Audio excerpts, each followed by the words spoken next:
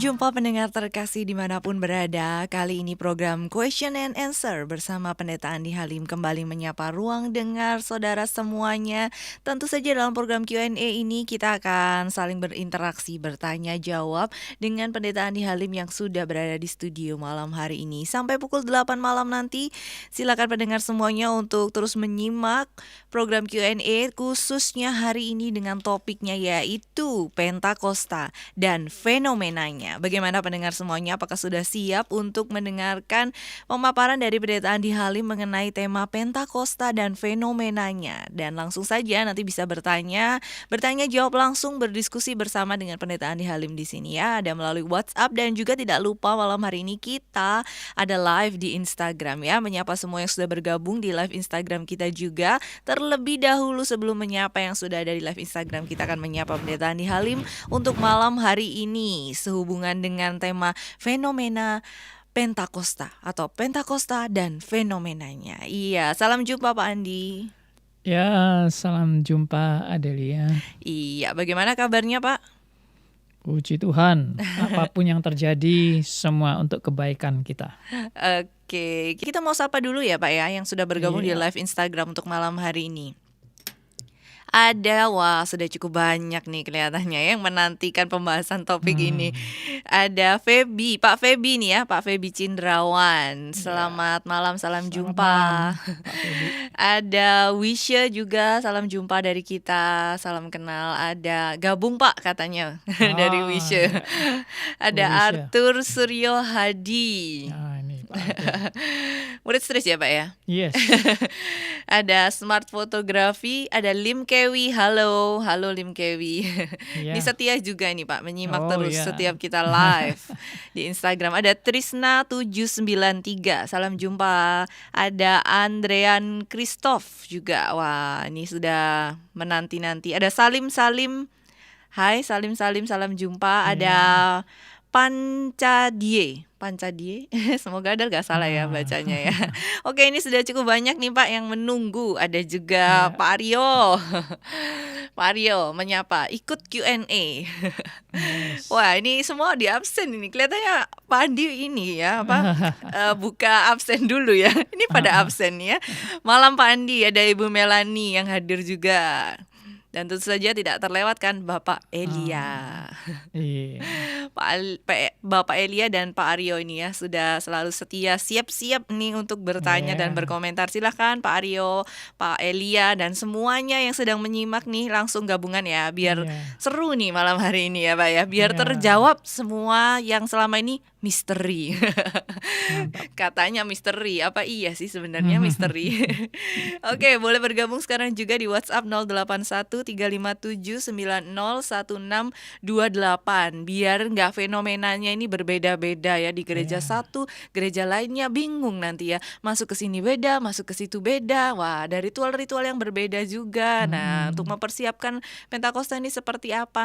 Mumpung di sini topiknya adalah Pentakosta dan fenomenanya, pendengar harus segera bertanya, mengklarifikasi setiap kebimbangan dan kebingungannya mengenai Pentakosta dan fenomena-fenomena yang menyertainya ya. Jangan disimpan di dalam hati. Langsung saja bertanya di WhatsApp 081 357 901628. Oke, silakan Pak Andi, kita mau memulai pembahasannya dari mana nih untuk malam ini? Seperti biasa kita akan membaca terlebih dahulu firman Tuhan yang terambil dari Kisah Rasul pasal 1. Kita baca terlebih dahulu ayat 4 dan ayat 5. Akan dibacakan oleh rekan kita Adelia. Kisah Para Rasul 1 ayat 4 dan 5. Pada suatu hari ketika makan bersama-sama dengan mereka, ia melarang mereka meninggalkan Yerusalem dan menyuruh mereka tinggal di situ menantikan janji Bapa. Yang demikian katanya, telah kamu dengar daripadaku, sebab Yohanes membaptis dengan air, tetapi tidak lama lagi kamu akan dibaptis dengan Roh Kudus. Ya. Jadi saudara kita kalau melihat bagian ini adalah satu perkataan Tuhan Yesus kepada murid-muridnya untuk tidak meninggalkan Yerusalem dan menantikan janji Bapa, ya, menantikan janji Bapa. Nah, janji Bapa itu apa? Ya, itu kita udah bahas ya, yang acara obrolan santai tentang janji Bapa ini. Dan Tuhan Yesus menegaskan kembali bahwa tidak lama lagi kamu akan dibaptis dengan Roh Kudus. Jadi ada peristiwa pembaptisan dengan Roh Kudus. Nah, kapankah itu?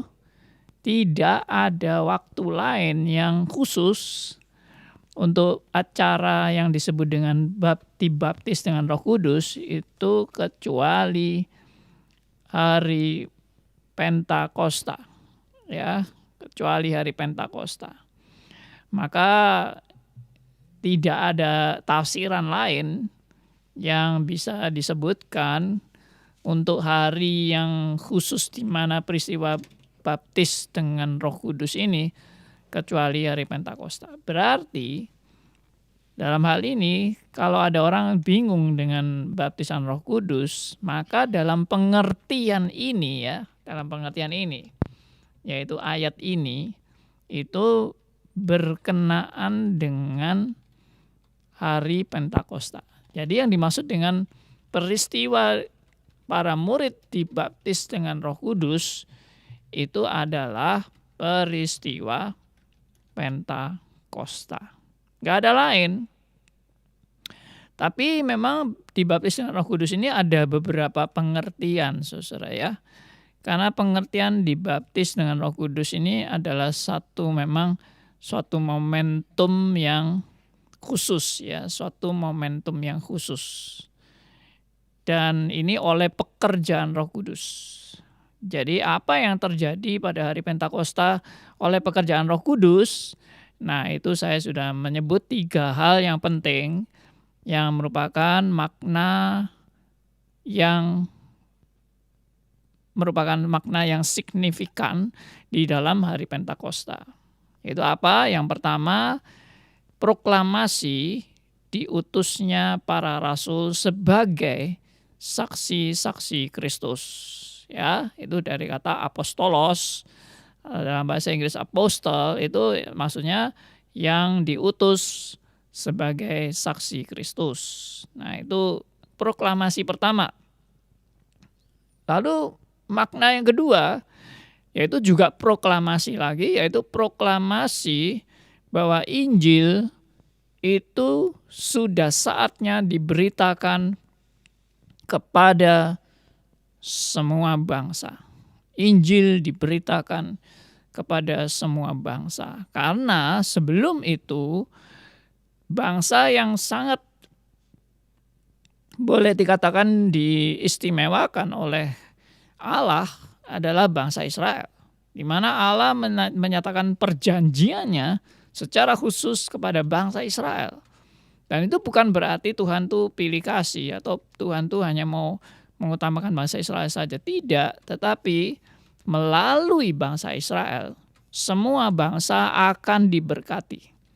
Yaitu apa? Berkenaan dengan tentunya kehadiran Sang Mesias, yaitu Kristus. Nah, itu yang kedua.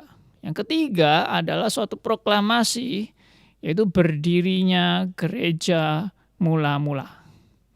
Berdirinya gereja mula-mula itu adalah suatu hal yang juga sangat khusus sekali. Karena Tuhan Yesus memang sudah menubuatkan bahwa Tuhan Yesus mendirikan gereja di atas batu karang. Dan batu karang itu adalah pengakuan Petrus bahwa Yesuslah anak Allah, ya, Sang Mesias. Itu yang menjadi pengakuan inilah yang menjadi dasar dari gereja. Nah, jadi saudara-saudara, inilah peristiwa baptisan Roh Kudus, dibaptis dengan Roh Kudus artinya diresmikan, disahkan, ya, suatu pengutusan dari Allah kepada para rasul untuk menjadi saksi-saksi Kristus dan memulai gereja, dan Injil disebarkan kepada seluruh bangsa. Nah, itu namanya baptis dengan Roh Kudus, ya.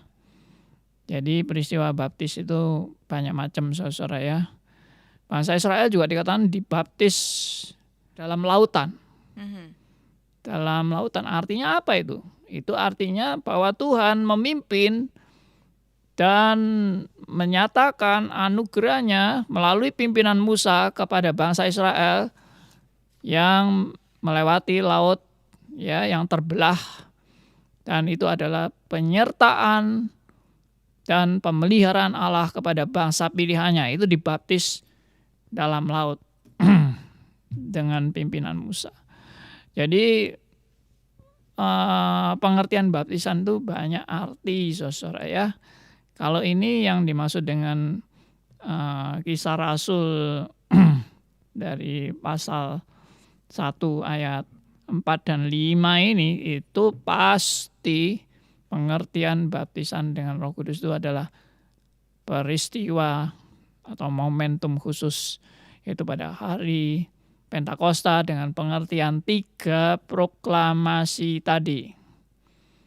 Ya, nah, ini yang menjadi makna Pentakosta, tapi orang seringkali malah menangkap salah. Yang ditangkap bukan makna Pentakostanya, tapi yang ditangkap adalah fenomenanya atau tanda-tandanya, yaitu ada suara angin keras, ada lidah api, dan ada bahasa tanda petik roh. Sebetulnya istilah bahasa roh ini aja sudah salah. Karena dalam bahasa aslinya kata roh itu tidak pernah ada. Ya, tapi terjemahan di Kisah Rasul justru bagus. Di Kisah 2 ayat 1-4 itu mereka berkata-kata dalam bahasa lain. Dalam bahasa lain.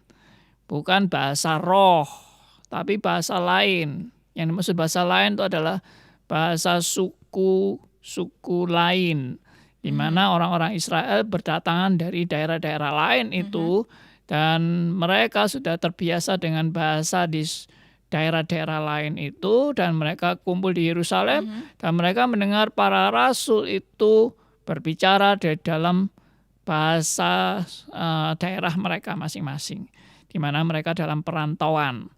Nah, itu yang peristiwa yang mengejutkan, dan itu yang saya sudah kasih penjelasan.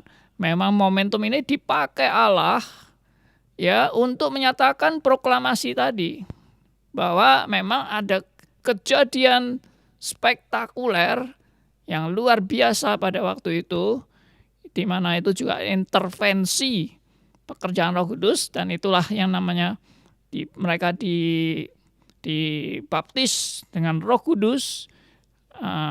Mereka mengalami 3 peristiwa itu dengan tanda-tanda yang luar biasa, yaitu tanda-tandanya tadi angin keras, suara angin keras, lalu lidah api, ya, itu mengejutkan banyak orang, dan mereka bisa berbahasa-bahasa lain.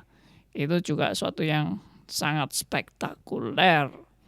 Dan itu membuat semua orang tertarik, dan semua orang mau mendengar apa yang sedang terjadi. Dan waktu itu Rasul Petrus oleh pimpinan Roh Kudus berkhotbah di hadapan ribuan orang pada waktu itu. Dan inti daripada khotbah Rasul Petrus adalah mengutip nubuatan Nabi Yoel tentang roh Allah yang dicurahkan kepada semua orang. Artinya Roh Kudus ini tidak lagi hanya kepada bangsa Yahudi, tapi kepada seluruh bangsa. Nah, itu pernyataan daripada Rasul Petrus. Dan yang kedua, Rasul Petrus dalam khotbah itu mau menyatakan, Yesus yang kamu salibkan itu adalah benar-benar, ya, utusan daripada Allah. Benar-benar dia juru selamat yang sejati. menebus, mau mati, berkorban, menebus dosa orang-orang yang berdosa. Sehingga waktu Petrus selesai khotbah dengan kuasa Roh Kudus, lalu orang-orang itu menyesali dosanya dan bertanya, apa yang harus kami perbuat? Petrus bilang, hendaklah kamu dibaptis, ya, bertobatlah dan memberi dirimu dibaptis dan menerima Yesus sebagai Tuhan dan Juru Selamat. Dan akhirnya 3.000 orang laki-laki, belum termasuk perempuan, mereka bertobat dan memberi diri dibaptis. Itulah peristiwa momentum Pentakosta yang luar biasa, dan itu hanya terjadi satu kali dan tidak perlu diulang kembali. Nah, banyak kesalahan yang terjadi pada beberapa orang yang menafsirkan bahwa Pentakosta ini harus dialami kembali. Ya, saya pernah mengamati ya gereja-gereja tertentu pada hari Pentakosta. Mereka mengadakan doa puasa dan mereka minta Roh Kudus dicurahkan kembali kepada mereka, ya, supaya terulang kembali hari Pentakosta itu di gereja tersebut. Aduh, saya merasa kasihan ya. Kenapa harus minta Pentakosta diulang kembali? Pentakosta itu satu kali untuk selamanya. Ya, karena itu suatu proklamasi.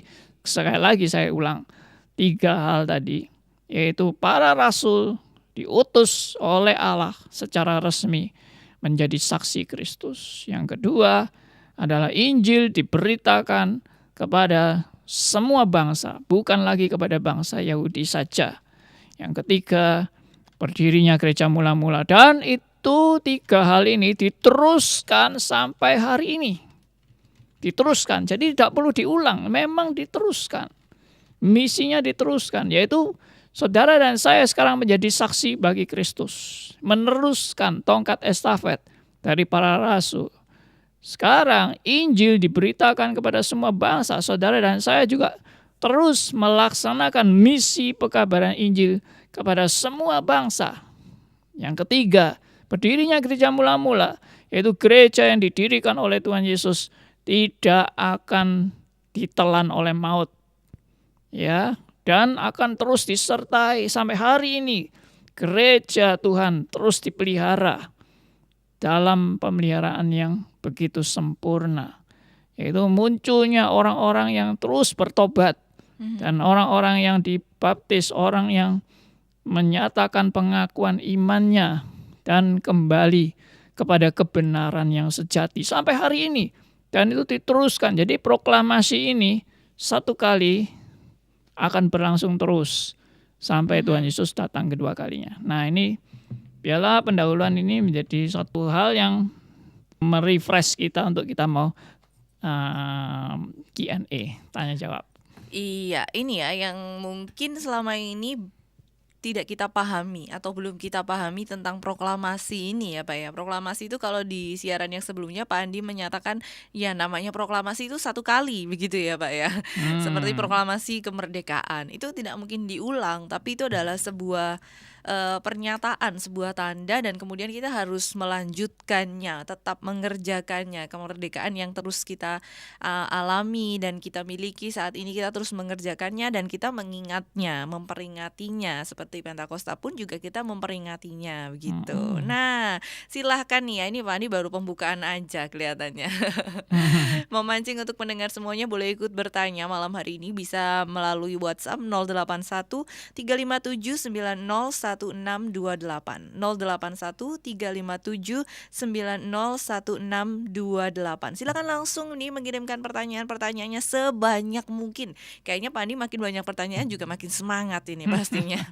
Tenang Pak, ini sudah ada nih pertanyaan di sini yang mengantri ya. Tapi sebelumnya mau sapa dulu untuk yang sudah bergabung di live Instagram kita. Kayaknya makin bertambah nih Pak ya.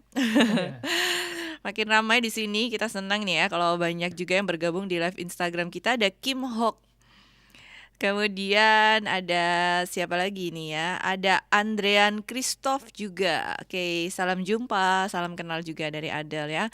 Ada NN Raharjo. Selamat malam, salam jumpa.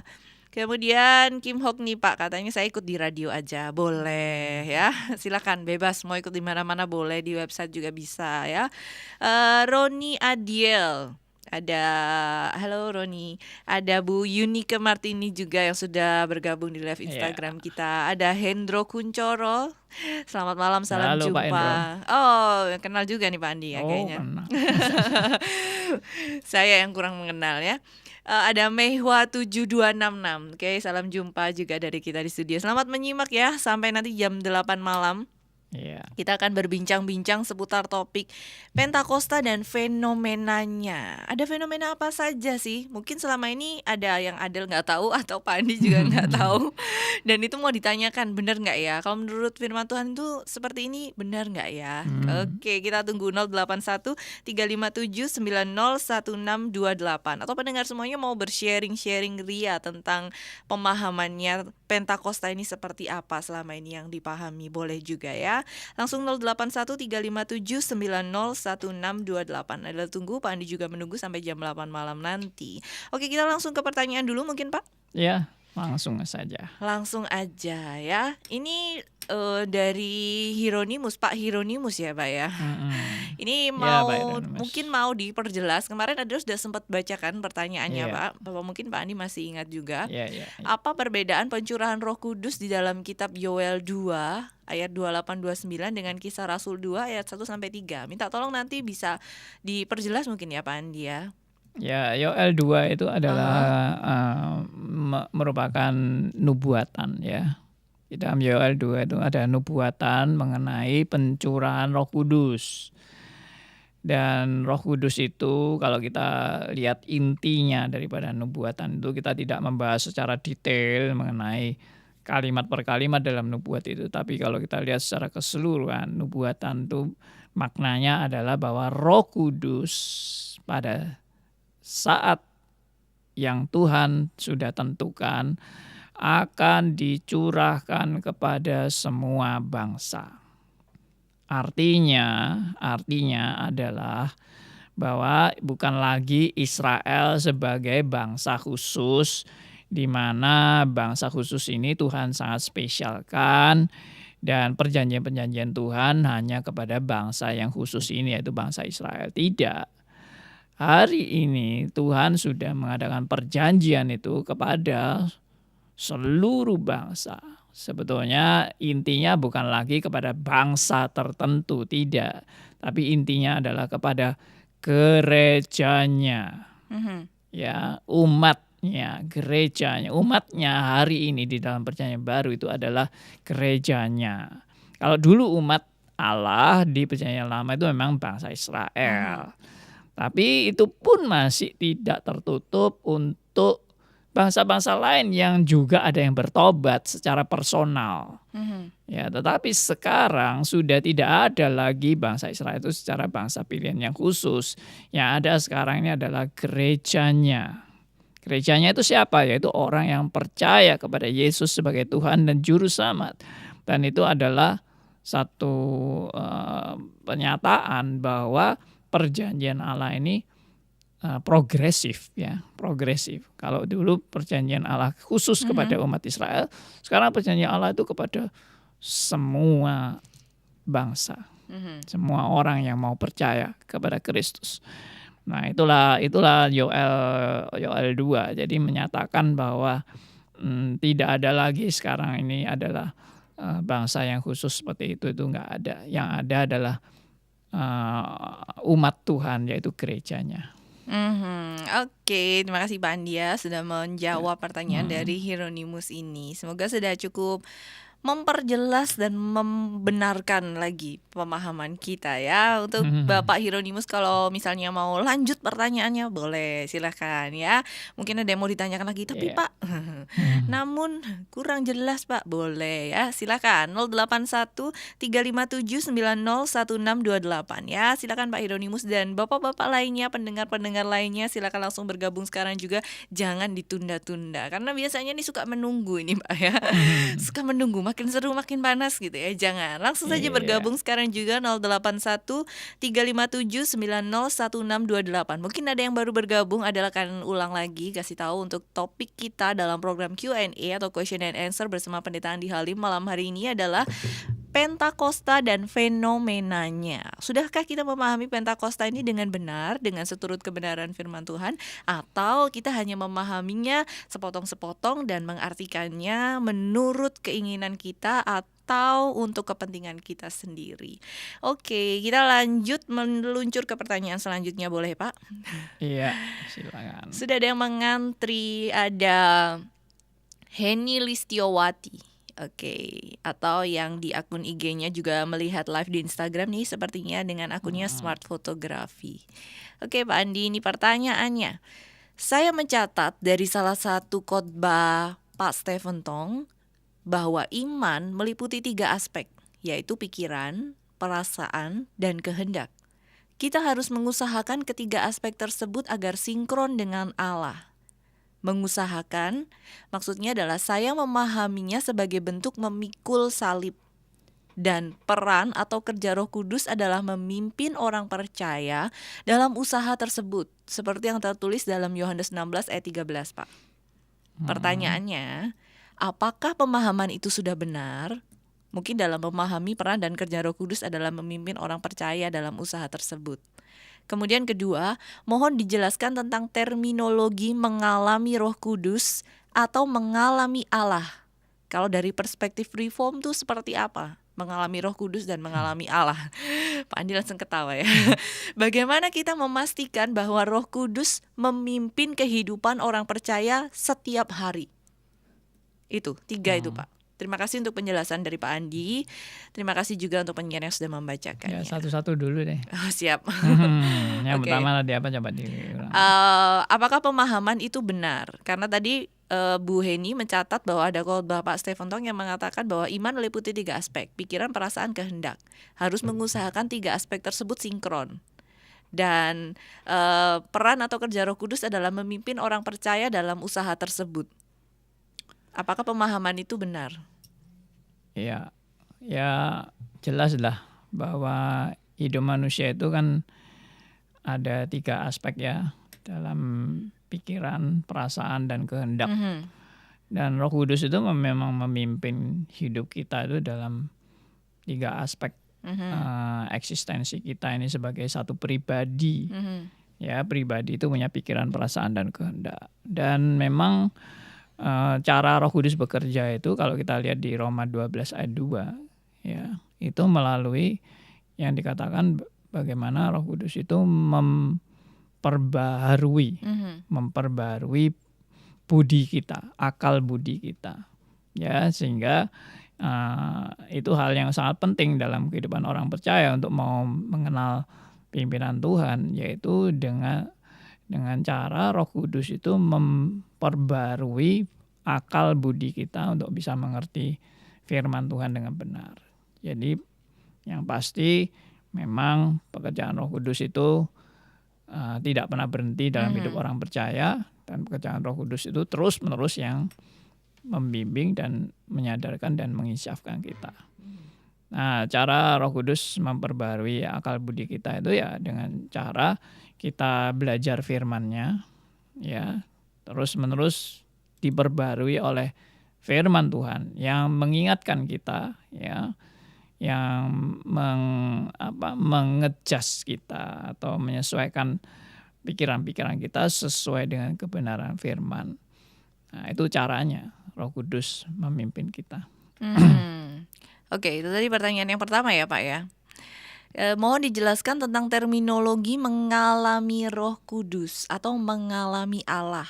Kalau dari perspektif reform itu seperti apa definisi dari mengalami Roh Kudus atau mengalami Ya Allah? itu tadi berkenaan dengan pimpinan Roh Kudus dalam pembaruan budi kita. Mhm. Jadi misalnya contohnya kita itu diinsyafkan akan satu kebenaran Allah Tritunggal misalnya. Mhm. Nah itu adalah kita sudah mengalami pimpinan Roh Kudus dalam hidup kita. Karena kita dicelikan, kita disadarkan, kita diinsyafkan akan kebenaran tentang Allah Tritunggal. Dulu saya ngertinya salah tentang Allah Tritunggal. Misalnya saya itu dulu pengikutnya Sabellianisme Mhm. atau modalisme, di mana Allah itu hanya 3 fungsi saja. Allah Mhm. itu satu pribadi 3 fungsi. Tapi setelah Tuhan menyadarkan dan menginsyafkan saya baru sadar sesuai dengan firman Tuhan bahwa Allah itu bukan 3 fungsi, tapi Allah itu 3 pribadi. Mhm. Nah ini cara Roh Kudus untuk menyadarkan dan mengisahkan kita. Dan itu namanya ya mengalami hidup bersama dengan Roh Kudus.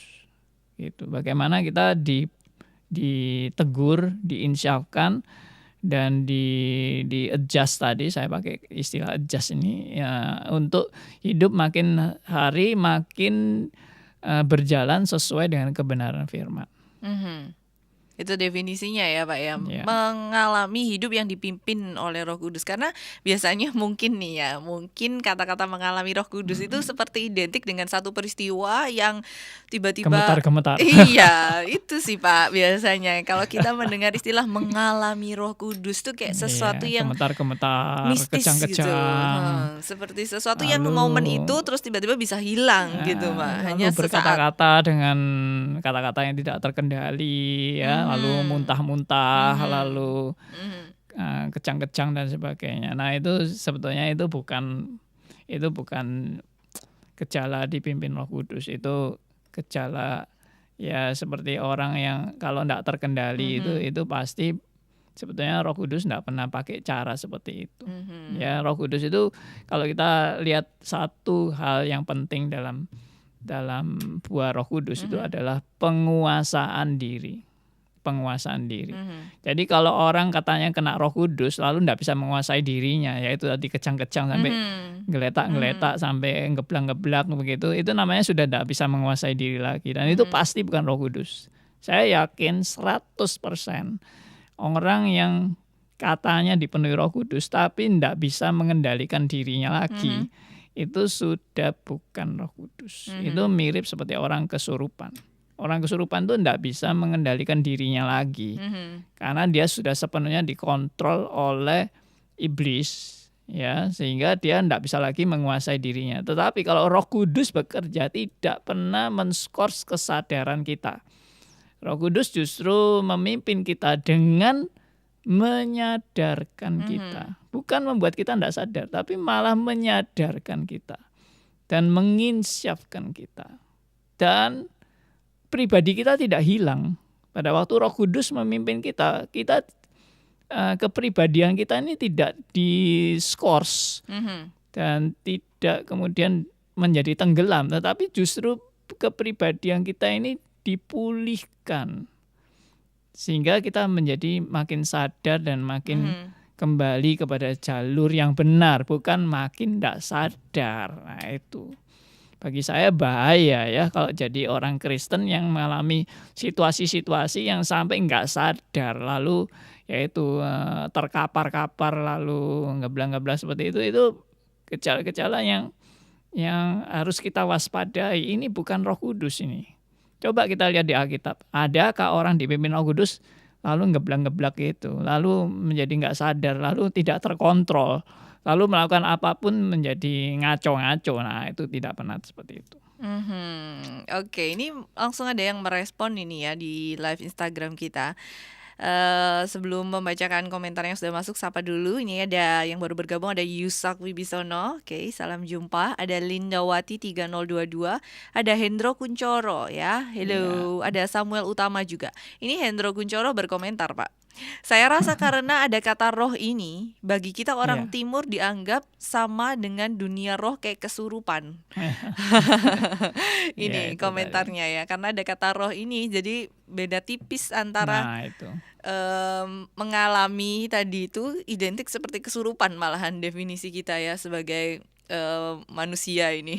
Ya itu tadi yang saya sebut Heeh. bahwa justru kata roh itu nggak ada malahan ya. Dalam bahasa aslinya itu bahasa roh itu kata roh itu nggak ada. Yang ada itu cuma bahasa, Mhm. berbahasa lain ya. Ada yang menerjemahkan bahasa lidah, tapi Mhm. itu pun memang dari kata tongues ya, itu diterjemahkan dalam bahasa Inggris tongues. Mhm. Itu artinya lidah, tapi sebetulnya tongues itu secara linguistik dalam bahasa Inggris itu artinya berbahasa. Mhm. Ya, itu tongues. Mhm. Oke, kita sudah selesai menjawab tadi pertanyaan dari Ibu Heni. Oh, yang ketiga Pak, belum. Bagaimana kita memastikan bahwa Roh Kudus memimpin kehidupan orang percaya setiap hari? Memastikannya itu gimana Pak? Ya, memastikannya itu kalau kita memang anak Tuhan. Saya percaya setiap anak Tuhan yang sejati ini ya, Mhm. yang sudah menerima Yesus sebagai Tuhan dan Juru Selamat, yang sudah bertobat, mengalami kelahiran baru, pasti hidupnya dipimpin Roh Kudus. Ya, jatuh bangun pun dipimpin Roh Kudus. Ya, mengalami apapun dalam hidupnya dia sedang dipimpin oleh Roh Kudus. Mhm. Kalau dia lagi nakal, lagi bandel, melawan atau mendukakan Mhm. Roh Kudus pun akan menghajar dia untuk dia kembali kepada jalan Tuhan. Oke, itu ya. Nah, itu maksudnya pimpinan Roh Kudus. Artinya Roh Kudus itu tidak pernah sedetik pun membiarkan saudara dan saya lepas lalu menuju pada kebinasaan. Itu tidak mungkin. Mhm. Kalau saudara dan saya adalah anak Tuhan yang benar. Mhm.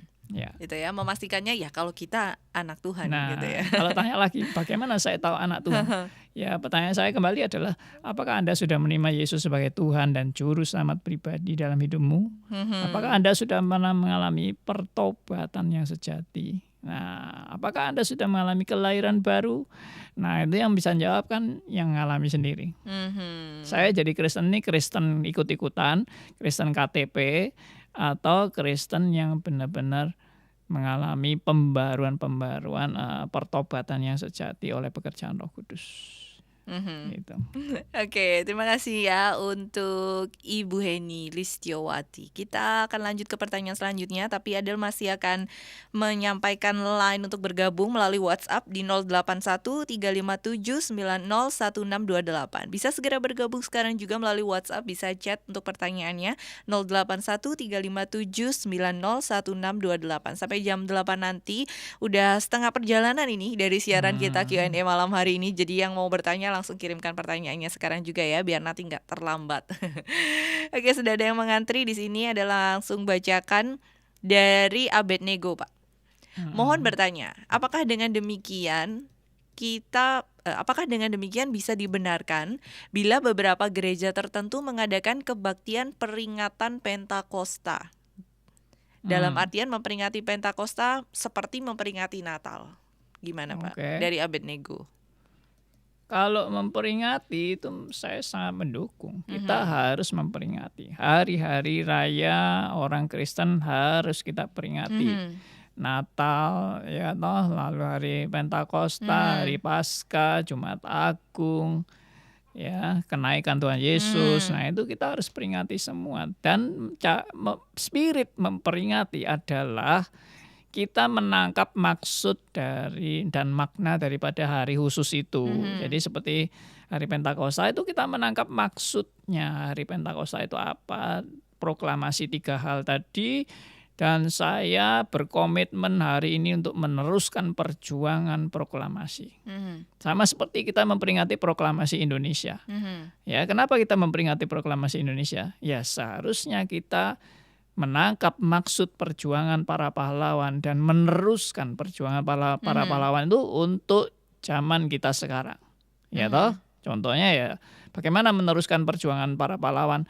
Ya jangan korupsi lah misalnya begitu. Lalu bayar pajak yang benar ya toh, lalu kita menegakkan kebenaran, keadilan ya toh. Dan kesejahteraan rakyat itu yang diperjuangkan mestinya. Jangan malah jadi koruptor dan sebagainya. Nah, ini contoh meneruskan perjuangan proklamasi. Demikian juga proklamasi hari Pentakosta. Kita teruskan perjuangan itu, 3 hal tadi. Ya, saya harap saudara menghafal 3 hal ini, ya. Nanti perlu diuji ya. 3 Ujian hal di akhir siaran. 3 hal yang sangat berarti dan bermakna pada hari Pentakosta. Bukan 3 tanda-tanda. Kalau 3 tanda-tanda itu justru tidak perlu Anda ribut dengan tanda-tandanya. Yaitu tanda misalnya angin ribut, lidah api, bahasa-bahasa lain itu hanya tanda. Sekali lagi, Anda bukan mencari tanda, tapi Anda mencari makna di balik tanda. Berita di balik tanda. Itu yang seharusnya saudara dan saya perjuangkan, bukan mencari fenomenanya, ya. Oke. Oke, kita lanjut Pak ya. Udah selesai dari Abednego tadi yang bertanya tentang peringatan. Oh ya, harus diperingati ya dan diteruskan kata-kata selanjutnya. Yeah. Menyapa dulu ada yang bergabung di live Instagram, ada Stephen. Salam jumpa untuk kita, selamat menyimak program Q&A ini. Dan kemudian dari Yusak Wibisono ini memberikan pertanyaan yang langsung ada gabung juga sama pertanyaan dari Pak Hieronymus ya, karena pertanyaannya sama. Bagaimana dengan adanya pengajaran Pentakosta ketiga? Apakah sesuai dengan Alkitab? Demikian juga ini pertanyaan lanjutan nih Pak dari Pak Hieronymus tadi ya. Bagaimana tanggapan Pak Andi terhadap pengajaran Pentakosta ketiga? Terima kasih. Oke. Jadi sama seperti yang tadi saya paparkan ya. Jadi sebetulnya Pentakosta yang asli, ini Pentakosta asli, yaitu pada hari Raya Pentakosta pada saat para rasul itu mendapat tanda-tanda yang spektakuler itu adalah hanya terjadi 1 kali untuk selamanya. Jadi kalau saudara dan saya ingin mengulang Pentakosta itu sudah salah kaprah. Itu mirip seperti mari kita mengulang proklamasi Indonesia. Itu namanya kurang ajar, karena dengan Anda mengulang proklamasi Indonesia, Anda berarti menyangkali proklamasi yang dulu sudah dilakukan oleh Presiden Soekarno ya dan Bung Hatta, itu yang proklamasi yang benar-benar sejarah ya. Lalu wah, kita ulang lagi proklamasi itu ya, berarti kita nggak nganggap proklamasi yang dulu itu. Nah, sama dengan sekarang saya mau bikin proklamasi baru lagi, proklamasi kedua, proklamasi ketiga, itu sama dengan saya menyangkali proklamasi yang pertama. Karena proklamasi yang pertama itu akan diteruskan di dalam setiap sejarah kekristenan. Dalam setiap zaman sejarah kekristenan itu proklamasi itu diteruskan terus. Jadi kalau misalnya mau proklamasi kedua ketiga, bagi saya proklamasi itu bukan ada kedua ketiga, tapi proklamasi itu dijalankan terus sampai hari ini, dijalankan terus. Tidak ada proklamasi itu berhenti. Ya, tidak ada berhenti. Berarti kalau tidak ada berhenti, berarti nggak pernah ada kedua ketiga. Iya. Dan seterusnya. Karena tidak pernah berhenti. Semangat proklamasi di zaman para rasul itu sampai hari ini itu menjadi semangat saudara dan saya untuk mengerjakan pekerjaan yang Tuhan sudah nyatakan sejak berdirinya gereja mula-mula. Itu. Oke, sudah menjawab untuk pertanyaan dari Yusak Wibisono Ya, dan jadi, juga Pak Hieronymus ya. Saya menyinggung sedikit, proklamasi kedua itu kalau ditafsirkan oleh orang-orang tertentu itu terjadi di Azusa Street, yaitu tahun 1901, katanya ada orang yang tiba-tiba bisa bahasa roh. Lalu Pentakosta ketiga itu adalah terjadi sekarang ini, zaman ini, COVID-19, di mana Roh Kudus akan dicurahkan kembali dan akan membunuh COVID-19. Ya, menurut saya sih tidak perlu itu ya. Karena apa? Karena kita ini semua sedang menjalankan proklamasi dari yang pertama. Proklamasi dari zaman para rasul sampai hari ini tidak pernah berhenti. Ya, jadi tidak usah bikin proklamasi baru lagi, itu tambah menyesatkan. Iya, oke. Semakin seru saja nih pembahasan kita dalam Q&A, question and answer bersama Pendeta Andi Halim dengan topik Pentakosta dan fenomenanya. Sudah banyak pertanyaan yang mengantri di sini. harap menunggu sejenak. Ada Pak Produs Pardede, ada juga Bu Melani, pertanyaannya sudah masuk Pak. Ada Bapak Elia juga, ini sudah mengantri semua pertanyaannya. Harap sabar. Bagaimana Pak Andi? Masih Ya, siap ya untuk menjawab pertanyaan-pertanyaan ya, puji dari Tuhan. dari Tani Stanto ini ya? Di live Instagram, malam Pak Andi, bagaimana bisa bedakan antara kesurupan dan pura-pura Hmm, seperti orang kesurupan? Terima kasih. Gimana? Kesurupan wah, dan pura-pura kesurupan. ini temanya nanti Kayak berubah ini. kesurupan ini ya jadinya. Ya, kalau ini dari Heeh. teman-teman yang pernah kita saling sharing ya, Mhm. pengalaman-pengalaman menghadapi orang kesurupan. Orang yang benar-benar kesurupan tuh orang yang memang punya kekuatan lebih Mhm. daripada manusia normal.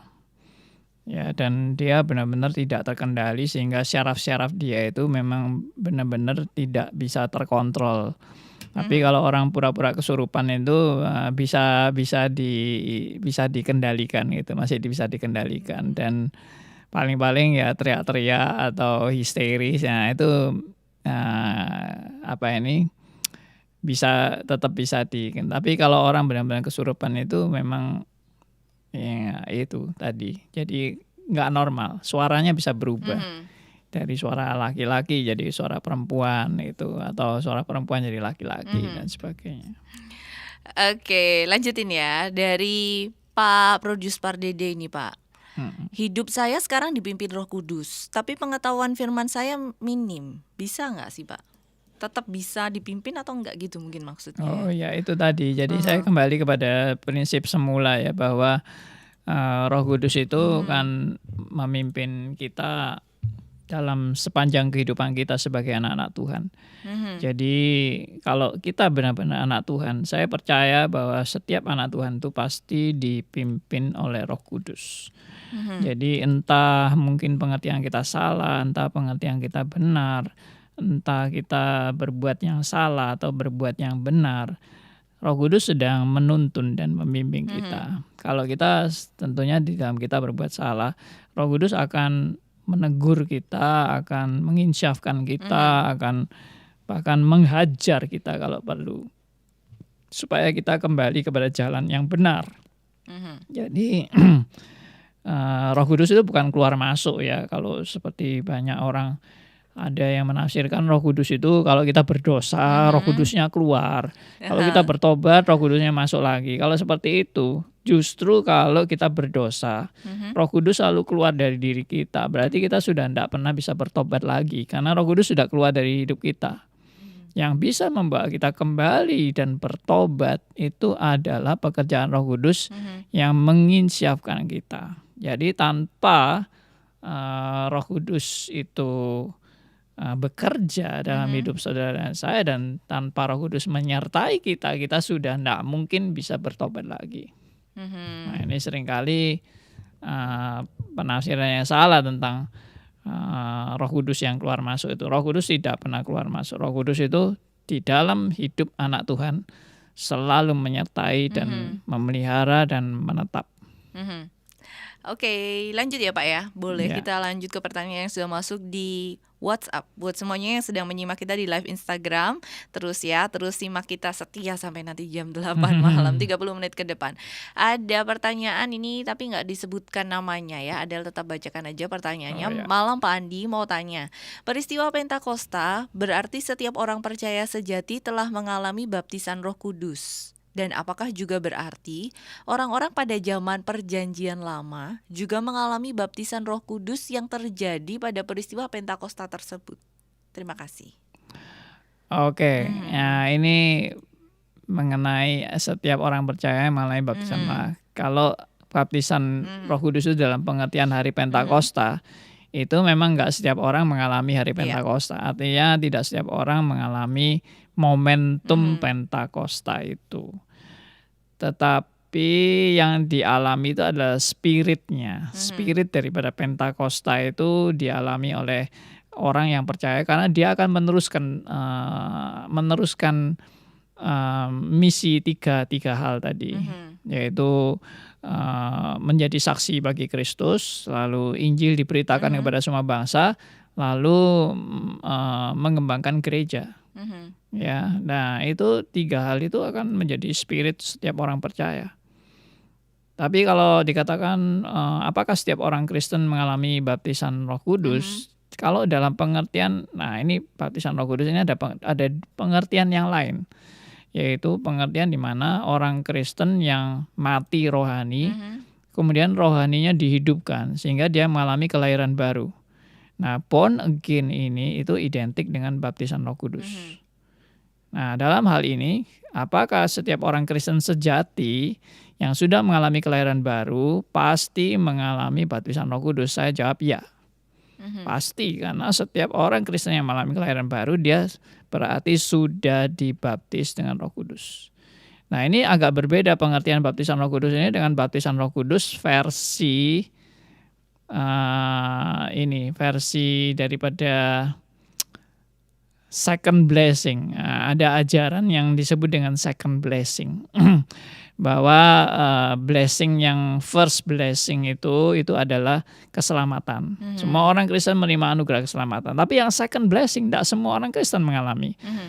Dan second blessing ini dianggap seperti yaitu baptisan Roh Kudus yang menyebabkan kita itu bisa mengalami kepenuhan Roh Kudus dan kemudian mengalami bahasa roh. Mhm. Kemudian tiba-tiba bisa punya semacam tanda petik Mhm. kemampuan-kemampuan spektakuler. Jadi bisa melakukan mujizat, bisa bahasa roh, Mhm. bisa dapat penglihatan-penglihatan, nubuatan dan sebagainya. Nah, itu ditafsirkan seperti itu. Itulah namanya momentum kita mengalami baptisan Roh Kudus. Tapi itu sebetulnya tidak benar. Karena setiap orang Kristen yang sejati itu akan, tadi saya sudah tegaskan, dipimpin Roh Kudus. Mhm. Ya, akan terus-menerus diperbaharui hidupnya oleh Roh Kudus. Ya, dia akan terus diinsyafkan untuk kembali kepada jalan yang benar. Mhm. Jadi tidak ada namanya second blessing. Blessing dari Tuhan itu adalah satu kali blessing untuk anugerah keselamatan, Mhm. dan blessing yang selanjutnya yaitu terus-menerus seluruh hidup itu merupakan blessing yang dari Tuhan. Seluruh hidup orang percaya adalah blessing daripada Tuhan. Jadi seperti tadi Pentakosta satu kali Mhm. dan merupakan suatu keseluruhan ya dari sejarah gereja, itu merupakan meneruskan akan spirit daripada proklamasi Mhm. Pentakosta. Demikian juga orang Kristen yang sekali dapat blessing anugerah keselamatan, maka seluruh hidupnya merupakan anugerah Allah yang memimpin dia terus-menerus untuk bertumbuh makin dewasa dalam Tuhan. Mhm. Itu seluruhnya adalah merupakan blessing. Jadi tidak ada second blessing, third blessing, nanti ada fourth blessing ya toh. Nah, itu tidak ada seperti itu. Jadi saya menolak prinsip second blessing itu. Karena seluruh hidup orang percaya adalah blessing. Ya toh. Jangan bilang second blessing, nanti ada third blessing, ada fourth blessing, ada 1000 blessing. Ya, oke. Oke, itu dia. Itu sangat menghentakkan hati. Oh iya ya, ternyata ya. Selama ini mungkin kita tidak pahami dengan benar. Oke, pendengar semuanya yang masih ingin bergabung bisa melalui WhatsApp 081357901628. Oke, kita lanjut nih Pak ke pertanyaan Iya. selanjutnya ya. Ada beberapa pertanyaan yang sekiranya ini kurang lebih hampir-hampir sama dan berkaitan. Jadi ada langsung bacakan ya Pak ya. Iya, silakan. Ada yang pertama nih dari Ibu Melani, terus kemudian juga Pak Elia, dan juga ada satu lagi nih belum ada namanya sih ya, tapi nggak apa-apa, kita tetap bacakan aja. Yang pertama dari Ibu Melani, saya pernah menjelaskan tentang dipenuhi Roh Kudus pada gereja sebelah, bahwa dipenuhi Roh Kudus bukan berbahasa aneh-aneh yang tidak dimengerti. Saya jelaskan juga bahwa ketika para rasul berkhotbah, mereka dari berbagai daerah mengerti akan bahasa mereka. Tapi mereka mengatakan bahwa hanya orang yang dipenuhi Roh Kudus yang mengerti artinya. Waduh, jadi pusing nih. Bagaimana harus menjawab ini, Pak? Terima kasih. Kemudian yang kedua, mereka ngotot bahwa hanya orang yang dipenuhi Roh Kudus yang bisa berbahasa roh. Padahal di Kisah Rasul sudah jelas apa yang menjadi dasar mereka. Gitu, Bu Melani bingung gimana menanggapinya lagi kalau orang-orang yang jawabannya seperti ini. Orang yang dipenuhi Roh Kudus tuh ya yang berbahasa roh. Kalau tidak berbahasa roh berarti tidak dipenuhi Roh Kudus. Begitu kalau dari Bu Melani ya. Kemudian bersambung ke Bapak Elia.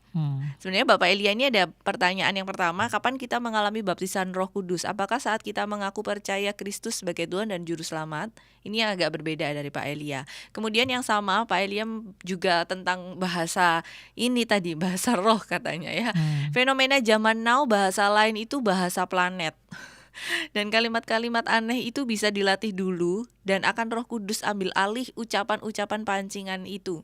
Itu yang saya dapatkan info saat saya bertanya kepada seorang pemakai bahasa roh itu. Kok gampang nular bagi yang ada di dekat mereka. Saya sering melototin mereka untuk cari tahu apa sebenarnya situasi itu. Saya tertarik kalau dari roh-roh yang sedang masuk ke dalam mereka marah kepada saya, sehingga saya bisa komunikasi dengan roh tersebut, tapi nggak pernah berhasil. Saya orangnya belak-belakan, sehingga kelakuan saya mencari tahu itu terkadang ekstrim bahkan dalam hal-hal yang seperti ini. Itu tanggapan Pak Elia tentang bahasa roh. Kemudian ada satu lagi, ini belum menyebutkan nama. Bagaimana sikap kita menanggapi bahasa roh yang tidak kita mengerti dan ada dalam gereja Kristen? Karena fenomena ini membuat saya tidak nyaman atau aneh dalam proses kebaktian. Itu Pak, 3 orang pendengar yang kurang lebih meresponi tentang bahasa roh dan bertanya tentang bahasa roh ini tadi. Oke, jadi saya sudah janji saya akan membahas mengenai bahasa roh pada acara obrolan santai hari Senin yang akan datang. Oke, ini edisi spesial sekali ya ternyata. Ya, jadi saya memang khusus mau membahas mengenai bahasa roh itu, tapi juga tidak mungkin selesai satu session. Jadi itu akan bersambung tentang bahasa roh, semoga memang bisa cepat selesai dan secara tuntas bisa dipahami dengan benar. Tapi saya ingin sekarang ini mengulas sedikit mengenai salah pengertian mengenai datangnya Roh Kudus, ya. Jadi kenapa sih Roh Kudus itu harus datang pada hari Pentakosta? Nah, apakah Roh Kudus sebelum hari Pentakosta itu belum datang? Atau belum hadir, atau belum datang ke dunia? Apakah Roh Kudus baru datang pada hari Pentakosta? Nah, jawabannya pasti tidak. Tidak itu dalam arti Roh Kudus sebelum hari Pentakosta sudah datang dan sudah hadir dan sudah bekerja dan berkarya pada orang-orang percaya. Nah, kenapa saya berani mengatakan seperti ini? Karena Roh Kudus itu yang juga memimpin orang-orang bisa percaya pada Yesus.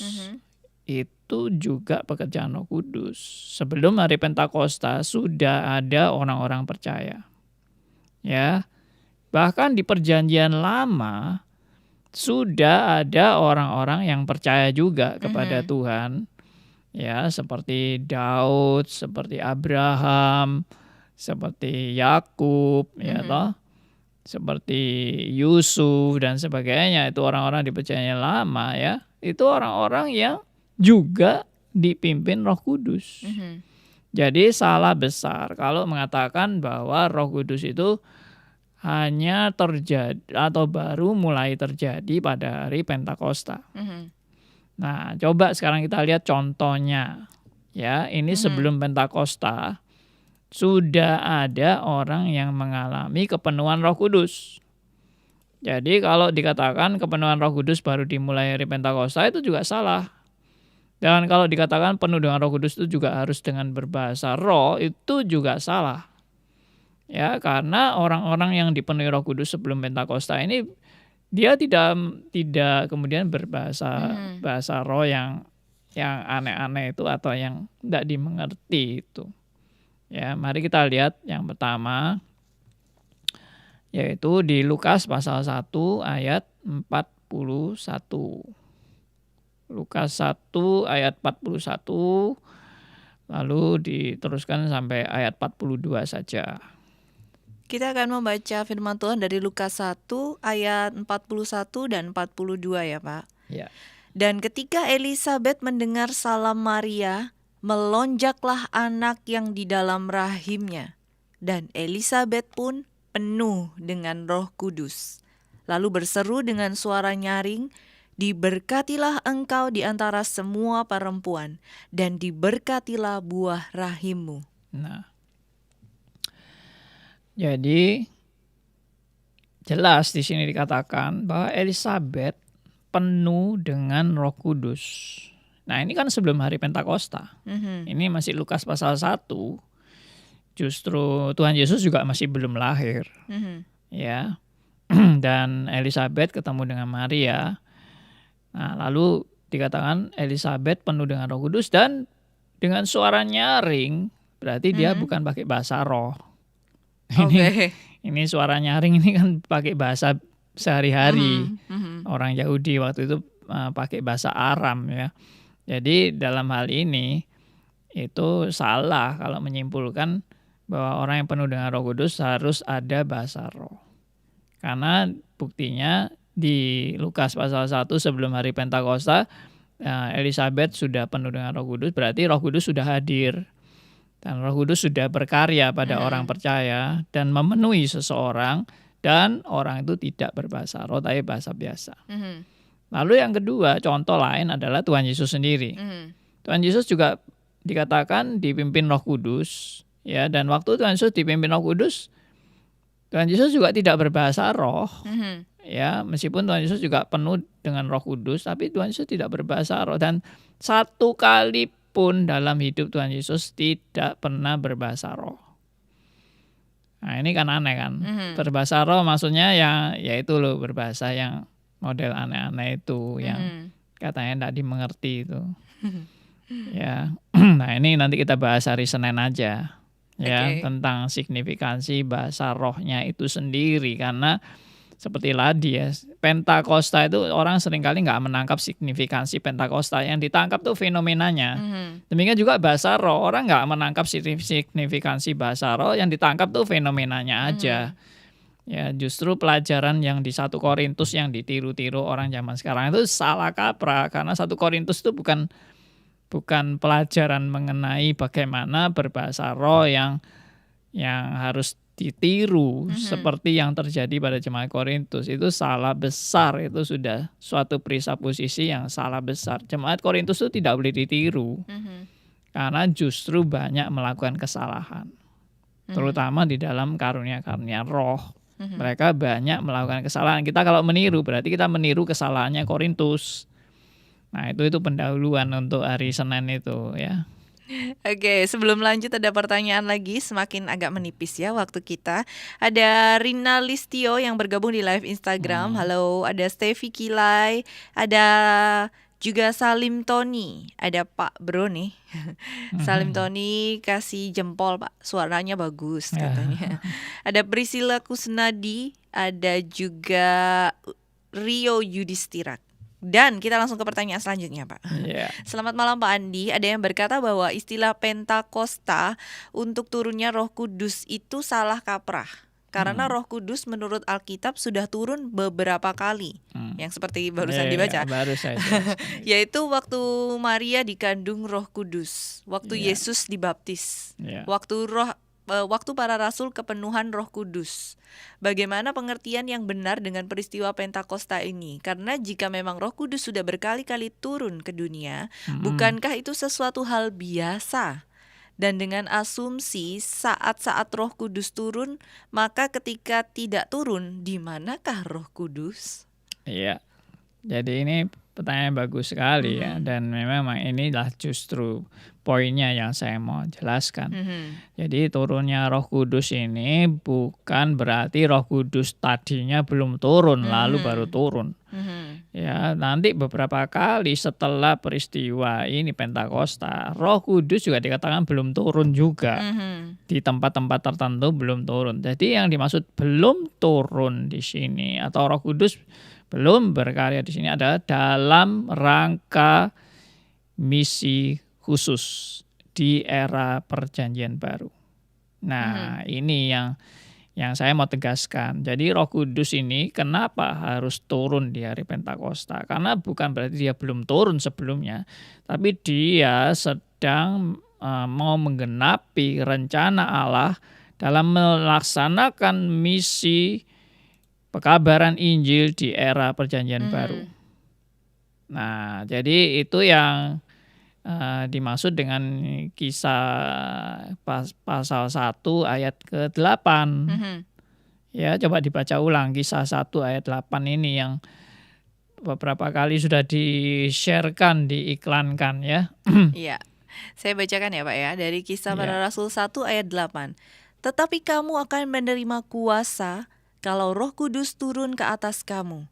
Dan kamu akan menjadi saksiku di Yerusalem dan di seluruh Yudea dan Samaria dan sampai ke ujung bumi. Nah, ini kuncinya Roh Kudus turun pada hari Pentakosta, yaitu menyertai para rasul dan seluruh orang percaya di Perjanjian Baru untuk menjadi saksi bagi Kristus. Artinya dengan kata lain menyertai gerejanya sampai akhir zaman.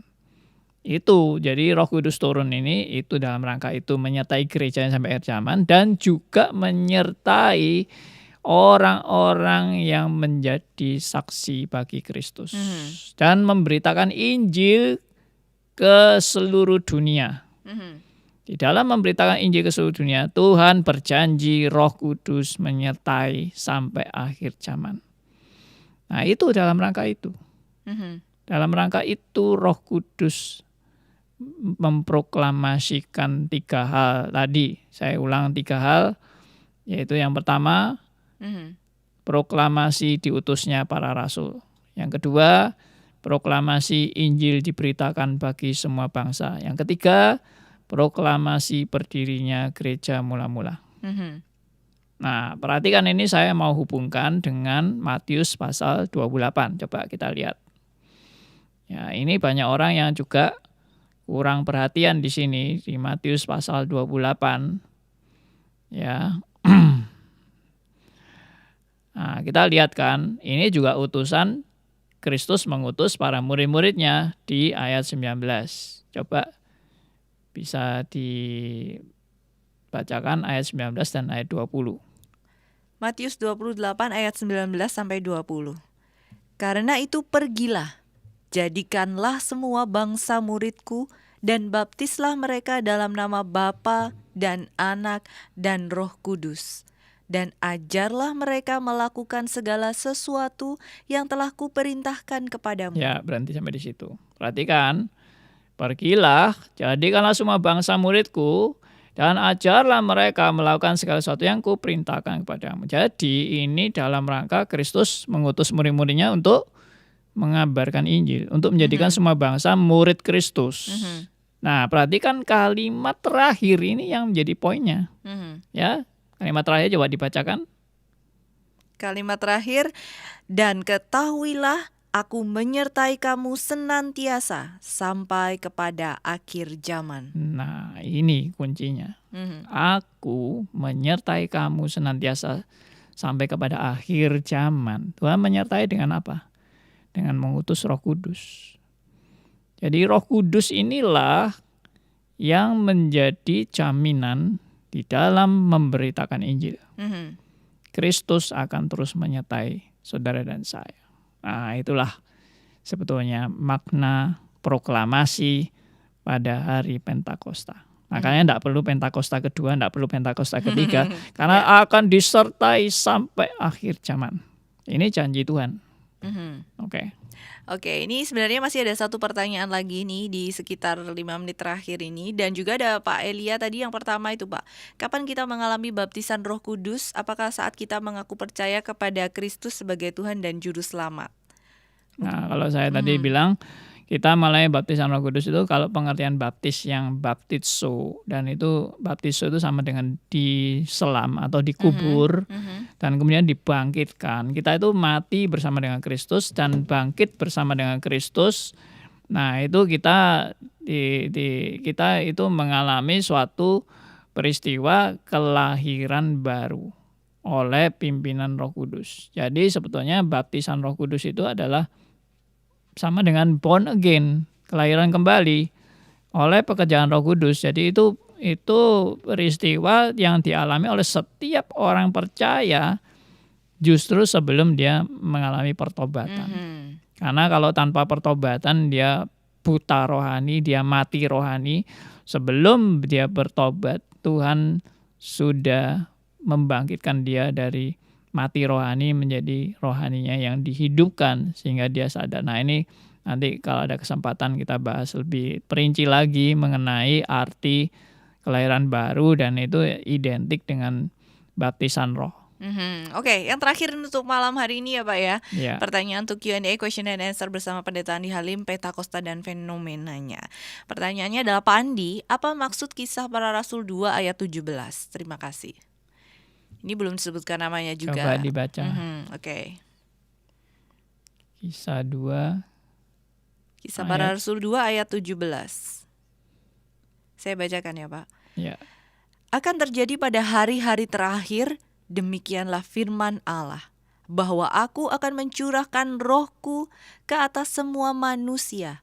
Maka anak-anakmu laki-laki dan perempuan akan bernubuat, dan teruna-terunamu akan mendapat penglihatan-penglihatan, dan orang-orangmu yang tua akan mendapat mimpi. Iya, oke. Jadi sekali lagi saya tegaskan tadi bahwa Yoel ini adalah nubuatan mengenai terjadinya pencurahan Roh Kudus, dan pencurahan Roh Kudus tidak lagi spesial buat orang Yahudi, tapi kepada semua orang.